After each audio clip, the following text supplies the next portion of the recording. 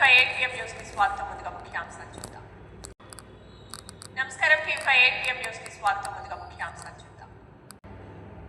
కర్ణాటక ముఖ్యమంత్రిగా డికే శివకుమార్ పగ్గాలు చేపట్టనున్నారు. జూన్ 3న ప్రమాణ స్వీకారం చేయనున్నారు. గవర్నర్ను కలిసి ఎమ్మెల్యేల తుంగభద్ర నదిలో ఈతకు వెళ్లి 5 గల్లంతయ్యారు. కర్నూలు జిల్లా మంత్రాలయంలో విషాద ఘటన చోటు చేసుకుంది. గల్లంతైన వారిని హైదరాబాద్ కు చెందిన యువన్చంద్ర, సతీష్, మంత్రాలయానికి చెందిన రాఘవేంద్ర, ధనుతో పాటు గురవకొండకు చెందిన సత్యగా గుర్తించారు. ఈ ప్రమాదం నుంచి ఆదోనికి చెందిన చిన్న విరామం తీసుకుంది. సైకో కంటే గొడ్డలి పార్టీ అంశాన్ని ప్రజలు బాగా గుర్తించారన్నారు సీఎం చంద్రబాబు. జగన్ గొడ్డలి పార్టీ అని ప్రజలు బాగా నమ్మారన్నారు.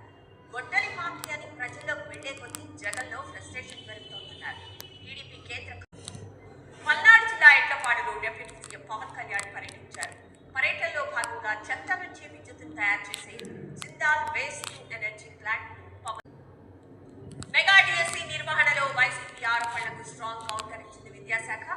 మెగా డిఎస్సీ పరీక్షల్లో సిబిటి విధానం అమలు చేసినట్టు బెంగాల్ మాజీ సీఎం మమతా బెనర్జీ మేనల్లుడు ఎంపీ అభిషేక్ బెనర్జీపై దాడి జరిగింది.